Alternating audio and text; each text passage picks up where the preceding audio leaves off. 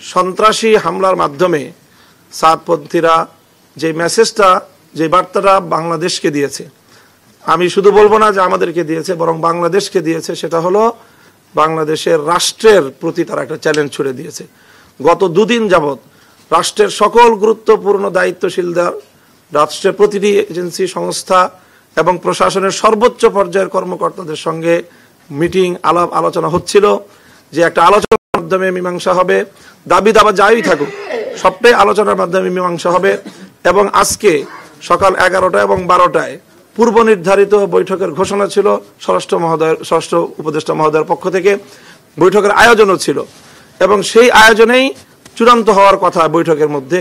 এবং গত রাত্রেও বৈষম্য বিরোধী আন্দোলনের নেতৃবৃন্দ তারা তাদের সাথে আলোচনা করেছিল, এবং শেষ রাতে তারা আমাদের সাথে সার্জিস আলম এবং হাসনাত আবদুল্লাহর নেতৃত্বে তাদের প্রতিনিধি দল কাকরাইলে আলেমদের সাথে এবং মুরব্বীদের সাথে তারা বৈঠকে তারা সেখানে নিমগ্ন ছিল, বৈঠকরত ছিল।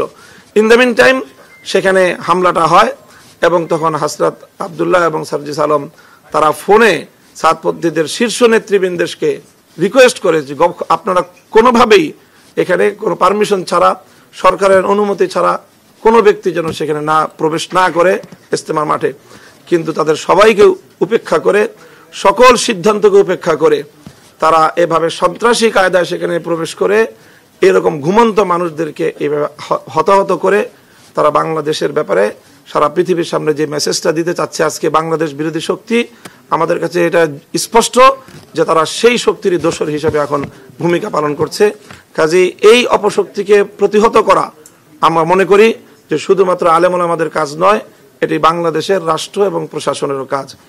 কাজেই সেই জায়গা থেকে আমাদের স্পষ্ট দাবি হলো যে বিগত 2018 সালেও এভাবে হামলা চালিয়ে তারা 5,000 মানুষকে মারাত্মক আহত করেছিল, কয়েকজন ব্যক্তিকে তারা তখনও হত্যা করেছিল, কিন্তু তখনও তাদের বিরুদ্ধে তেমন কোনো আইনানুগ ব্যবস্থা গ্রহণ করা হয়নি রহস্যজনক কারণে। আবারও তারা একই ঘটনা পুনরাবৃত্তি ঘটল। কাজে এই জন্য এই সাদপন্থীদেরকে একটি সন্ত্রাসী সংগঠন আখ্যায়িত করে তাদেরকে নিষিদ্ধের আমরা দাবি জানিয়েছি। কাজে আমরা আশা করি সেই বিষয়েও যথাযথ পদক্ষেপ গ্রহণ করা হবে। তারা শুধুমাত্র একটি বিবাদমান পক্ষই তারা নয়, বরং তারা এই ধরনের সন্ত্রাসী কার্যকলাপের মাধ্যমে নিজেদেরকে একটি সন্ত্রাসী গোষ্ঠী হিসেবে জাতির সামনে, বিশ্ব দরবারে তারা নিজেদের পরিচয় তুলে ধরেছে। কাজে সেই বিষয়ে যথাযথ পদক্ষেপ নেওয়া হবে, এটা আমরা আশা করছি। আমরা ইতিমধ্যে আমাদের এই উদ্ভূত পরিস্থিতিতে সারা বাংলাদেশ অগ্নিগর্ভ হয়ে আছে। প্রতিটি জেলায় জেলায়, প্রতিটি থানায় থানায় সকল ছাত্ররা তারা উত্তেজনার চরম পর্যায়ে রয়েছে।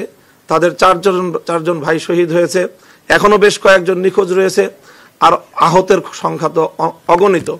এই পরিস্থিতিতে অগ্নিগর্ভ এই বাংলাদেশকে এবং সকল আমাদের অনুসারী যারা রয়েছে, ধর্মপ্রাণ মুসলমানদেরকে, ছাত্র জনতাকে শান্ত করার জন্য আমরা কর্মসূচি ঘোষণা করেছিলাম যে আগামীকাল দুপুরে টঙ্গী ইজতেমা ময়দান অভিমুখে দেশব্যাপী সারা দেশ থেকে লং মার্চ হবে।